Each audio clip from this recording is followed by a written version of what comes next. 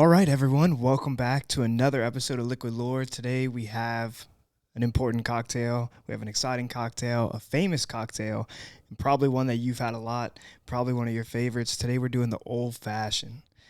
The Old Fashioned wasn't always this popular, though.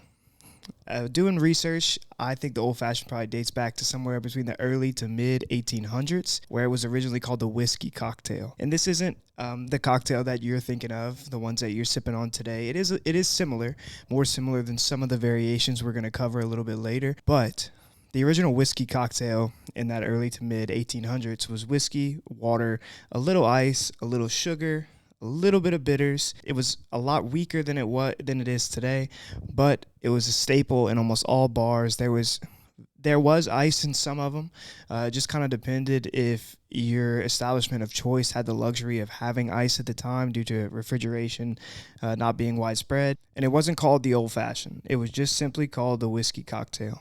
So that was the Old Fashioned in the early to mid 1800s. The next time the Old Fashioned comes into the fold is around 1880, and thus enters the Pendennis Club. The Pendennis Club is a gentleman's club in Louisville, Kentucky, and the story goes that a bartender at the Pendennis Club made a cocktail for a patron of the bar, Colonel James E. Pepper.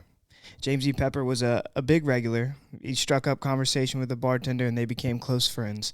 And the bartender thus wanted to make a cocktail to put on the menu to honor Colonel Pepper. So what happened is the bartender whips up this cocktail, says it's an old fashioned. And that's similar to the old fashioned you know today. But Colonel James Pepper fell in love with this cocktail and he spread the good news as far as he could to anybody that would listen. Colonel James E. Pepper also owned a self-titled distillery, still open to this day. You can go on their website. They love claiming the Old Fashioned and the Colonel Pepper story of the Pendennis Club, and so does the Pendennis Club, and I don't blame them. I would be milking that story for all it's worth, too, just to sell more bourbon at the very least. But the way the story unfolds is after Colonel Pepper has it at the Pendennis Club, he shortly after goes on a business trip to New York City to the Waldorf Astoria Hotel with other titans of industry. Think Rockefeller, Thomas Roosevelt, really big names. And he wouldn't shut up about this old-fashioned cocktail that he had at the Pendennis Club. The reason for the trip was to promote his bourbon business even more. So there is a little speculation there, a little conflict of interest that maybe the whole reason this cocktail was created was to just sell more bourbon. But regardless, the guys that he was with at the time were like, dude, just stop talking about this cocktail. You know the recipe. There's a bar right there. Just go to the bar, get the bartender to whip it up, and we'll try it for ourselves. And that's exactly what happened. Colonel Pepper went to the bartender at the Waldorf Astoria. The bartender whipped up the Old Fashioned according to the recipe Pepper had from the Pendennis Club. Everyone tried it, and everyone fell in love with it. And the rest is history, as they say. The good news spread. Popularity soared for the cocktail. But the issue is, the time that the Pendennis Club has their bartender making that cocktail for Colonel Pepper is 1881. The issue with this is the Chicago Tribune came out with a recipe for an old-fashioned that was almost spec for spec exactly the same in 1880. So what more than likely happened is the bartender at the Pendennis Club read the Chicago Tribune in 1880, liked the cocktail a lot, whipped it out for Colonel Pepper. Really, I mean, obviously not knowing of the insane popularity that it would spread to. But regardless, it's not an original cocktail, but it's still worth noting because the Pendennis Club and Colonel Pepper really play a massive part, as you could see, in popularizing the cocktail to the masses. It doesn't even matter, but it's still, if you're gonna get into the history like we do on this channel, it's worth noting. All right, so that whole story, like I mentioned, was 1880, 1881, sometime around there. That's really when the old fashioned from the 80s to the 1890s, early 1900s, that would be the drink, and it was popular, but it wasn't extremely popular like it is today. It was mostly drank by old-timers, and I put old-timers in air quotes because basically old-timers at the time just meant those that were resistant to change. If you think about the things going on in America at the time, the main thing is the second industrial revolution. So, like any big change, people are very resistant to it, and cocktails is no different. So, they prefer drinking cocktails the old way, and thus they'd order an old fashioned. So, the early 1900s recipe of the old fashioned is heavily influenced by a publication called Modern American Drinks by George Kepler. This publication has a plethora of recipes, but one of the main recipes is the old fashioned whiskey cocktail, and the recipe reads: dissolve a small lump of sugar with a little water in a whiskey glass, add 2 dashes Angostura bitters, a small piece of ice, a piece of lemon peel, which is important, 1 jigger whiskey, and mix with a small bar spoon and serve, leaving the spoon in the glass in case the customer wanted to add a little bit more dilution or their sugar didn't mix properly. So that recipe right there really influenced early 1900s old fashions. And it would stay around that time, nothing crazy popular, but it would stay that recipe until Prohibition struck in 1920. Prohibition went from 1920 to 1933. And from those 13 years, we lost a lot of recipes. We lost a lot of great bartenders to out of the country bars so they could practice their craft. And a lot of people just stopped drinking cocktails. A lot of people didn't, which we will talk about later on in this channel. But it was very much a dark period for cocktails because a lot was lost. A lot of the craftsmanship was lost. And the period directly after Prohibition becomes more of a rediscovering period for cocktails, an experimental period. And that leads us right into our next iteration of the old fashioned.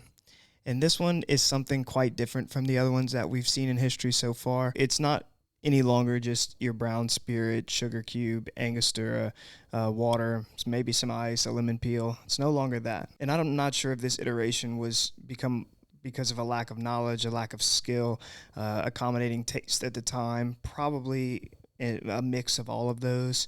But this is what the recipe was. So it's made with powdered sugar, soda water, and oftentimes a muddled fruit, whether it be cherries, oranges, pineapples, sometimes a mix. And then you would still use some type of whiskey. But then I've also seen articles of other spirits being substituted in, just depending on what people wanted at the time. But this was known as the old fashioned. It gained a lot of popularity. And I'm sure the popularity had a lot to do with, okay, we can finally drink again, so we're not going to be very picky about this. We don't really care about the recipe. And it's also worth mentioning that women were also frequenting bars a lot more often at this time. So to play more towards their palate and to play more towards a universal palate, because it's also delicious for the gentlemen patrons as well, this would have been the drink. This would have been the one that played towards everybody's taste. Everybody could enjoy it. It's similar to a lot of tiki drinks in the fact that they lean heavily on fruit juices and sweetness, and it's hard to find somebody who doesn't like that. So that's what I think. Also, there probably wasn't insanely good whiskey at the time, so anything that would mask the whiskey would be something worth pursuing. So although the cocktail was extremely popular among most people, there were still a group of purists who were not a fan of this new interpretation, and somebody made it known. So in 1936, somebody wrote into the New York Times basically just saying how Prohibition ruined the history of cocktails, the integrity, and it's all been lost. And they were just ranting on how the old fashioned was ruined due to Prohibition. Nobody knows who really wrote this article or this letter to New York Times, but they wrote it under the name Old Timer, which I thought was kind of cool. It did eventually get published in the New York Times. I couldn't find it in my digging just because New York Times loves to put everything behind a paywall, and I didn't pay for it. But just know that it was published in New York Times. It rallied up a few of the cocktail purists that didn't like the new interpretation of the old fashioned, but it didn't really do much to deter the popularity of the fruit heavy one that was already seen right after Prohibition. And this fruit heavy old fashioned, the one with a little bit of muddled fruit in it, would stay popular all the way up until the 90s. So not much happens between late 1930s to early 90s. If you know anything about cocktail history, that is a time where fruit is extremely popular in drinks. This is where you get the very fruit-heavy drinks, the very sweet drinks. Those really blow up in popularity. And the old-fashioned, being a not-so-sweet cocktail from its initial iteration, when you add all that fruit in it, like the post-Prohibition one, it really just fits that bill perfectly. And people loved those drinks until the 90s. And then slowly in the 90s and into the early 21st century, people started experimenting. and they started reading. Knowledge was a little bit more accessible. Information was more accessible due to the internet, and the cocktail renaissance began. And that's when you see the discovery and the reintroduction, how the cocktails used to be in their first iteration, back when they were just solely made from a craftsmanship point of view and not to fit the taste of the masses. And that's where the old fashioned is today. It's very similar to the one you can order at a bar. You do still sometimes get bartenders that prefer to muddle their cherries or muddle the orange or do something like that in the glass. More often than not, if you go to an upscale bar, you'll find that an old fashioned is simply some type of whiskey. My favorite is a bourbon. And then you'll get some simple syrup or a sugar cube, a few dashes of Angostura bitters. Sometimes they put water, but more often than not, it'll just be an ice cube stirred around in the glass to dilute it that way. Garnish it with an orange peel and a maraschino cherry, and that's the old fashioned of today. My little tip and what I like to do is on top of that, I do like my old fashioned just a tad sweeter, so I add a little bit of the maraschino cherry juice in the glass, and it tops it off perfectly. But that's where the old fashioned is today. It's gone through a few iterations, whether it be from that initial whiskey cocktail before it was even called the old fashioned, the second old fashioned that developed in the 1880s from the Pendennis Club, or the fruit heavy one post prohibition into the one that you know today. So there's been 4 well documented iterations of the old fashioned. I think they all would be delicious. You just kind of have to be in the mood for each. But let me know what you think. What's your favorite variations? Because I know there's infinite variations of the old fashioned. Everybody likes tweaking a little thing, whether it be adding orange bitters, a little bit more Angostura bitters, different whiskeys. What's your favorite whiskey? Let me know. I'd love to hear it. Subscribe if you like this kind of content. We'll be back next week with another episode. Until then, drink some cocktails. I'll see you soon. Cheers.